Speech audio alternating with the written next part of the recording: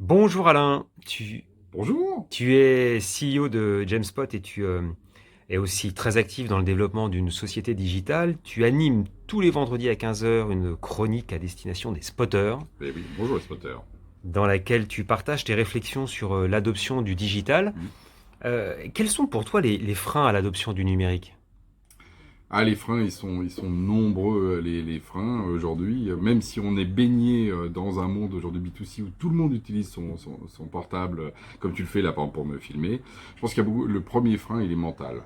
Il est la question du lâcher prise et simplement de passer dans un autre monde, d'accepter finalement qu'on peut faire autrement des choses qu'on a fait pendant des années d'une certaine manière. Et ça va depuis la facturation, la logistique, le CRM, la question commerciale, la question du comportement avec le client. Et c'est vrai que changer ses habitudes, bah, pour nous autres humains, c'est peut-être ce qui est le plus difficile. Je dirais que c'est le frein principal, parce que c'est pas un frein monétaire, c'est pas un frein technologique. Donc c'est vraiment une question culturelle et de changement sur soi. C'est peut-être aussi pour ça que ça le rend aussi intéressant. Et alors du coup, tu parlais justement de ces entreprises. Quels sont les conseils que tu pourrais leur donner pour que ce soit les entreprises ou les services publics, euh, développer leur maturité digitale? Bah, justement, si on en revient à mon point qui est considéré que le frein principal, il est humain et dans nos changements, c'est justement on tombe là, on est en début d'année, donc c'est les périodes des vœux, on peut se donner tout d'un coup plein de bonnes résolutions. C'est justement de ne pas avoir trop de bonnes résolutions qu'on va pas tenir, et plutôt de s'attacher à un ou deux sujets sur lesquels s'attaquer, en se disant, voilà, celui-là on va le prendre, parce qu'on sent que là-dessus on n'est pas à la hauteur, on en est loin. Donc ça, c'est le premier point. Identifier peu d'objectifs, mais de les prendre et de prendre des objectifs sérieux. Pas juste parce que c'est joli de faire je ne sais quoi, d'aller sur un réseau social. Non, un truc profond dans son business. Ça, c'est point 1. Et point 2, c'est d'y aller, de le faire. C'est-à-dire que moi, je suis un homme du fer, hein, F-A-I-R-E. Pas de l'homme de fer préhistorique. Je crois que des fois, un peu aussi Cro-Magnon, mais clairement faire, c'est-à-dire aller dans le concret. C'est-à-dire pas être juste à dire, tiens, on va aller voir, par exemple, des consultants qui vont nous expliquer la vie et que d'autres vont déployer. Non, il faut que ce soit l'organisation elle-même qui le fasse. Et le faire, c'est aussi passer par, en particulier aussi les outils, c'est-à-dire de mettre les mains dans le cambouis. Voilà.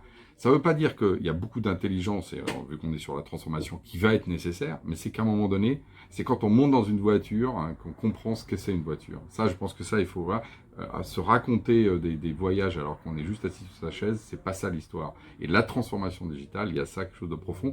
Et quelque part là-dessus, je dirais que notre métier nous complique ça parce que comme on pense que c'est virtuel, on pense que c'est loin, donc on n'a pas besoin d'être justement immergé dedans avec son corps. Alors que c'est exactement l'inverse. C'est quand on a justement testé un truc, on est rentré dedans, qu'on comprend les choses. Et ça, par exemple, ça, on l'a vu avec les smartphones, quand les gens ont eu ça dans les mains, ils ont compris tout d'un coup quelque chose et ils s'en sont emparés. Donc il faut y aller, il faut faire. Et ça, je le dis en particulier pour vous, les managers, qui êtes plutôt tendance des fois à rester loin.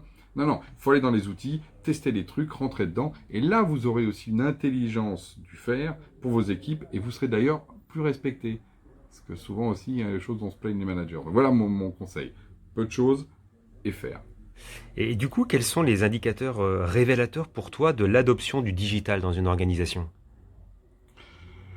Ah, bon point. Moi, je dirais que là, on a eu l'occasion grâce à nos grandes grèves, de voir ce qu'il en est. C'est-à-dire qu'on pourrait toujours faire de mettre en place des matrices, etc. Ça, c'est une première façon de faire les choses. Par exemple, toi, dans un bouquin là que tu as sorti, il y a énormément d'éléments. Et pour les gens qui sont justement analytiques, c'est une très bonne chose de le faire. Ok.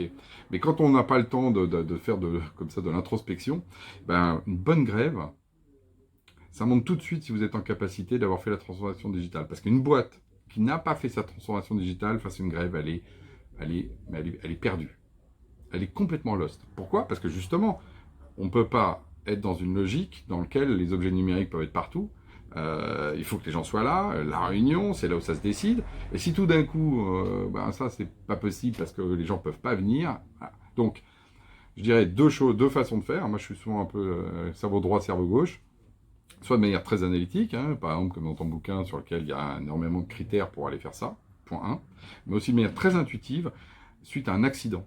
Un accident, par exemple une grève étant un accident, le jour où vous avez, je sais pas moi, une alerte incendie, où vous êtes chez vous et vous êtes bloqué, vous pouvez pas aller, est-ce que votre boulot change ou pas? Et ça, vous verrez tout de suite la maturité de votre transformation digitale.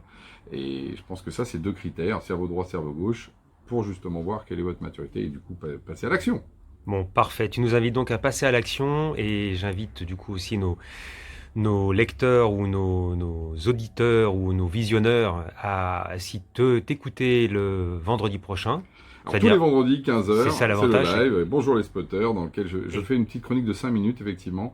L'intérêt, c'est j'essaie de décrypter, de sortir aussi un peu des sentiers battus de choses qu'on peut entendre dans les médias, et puis d'apporter quelque part ma passion et l'envie que j'ai autour de ce monde numérique, parce que tout simplement, c'est un vrai plaisir quand même de profiter justement de cette transformation digitale. Oublions jamais que c'est d'abord ça qui compte, c'est de profiter de notre vie, et en particulier des petits bonheurs qui nous apportent tous les jours.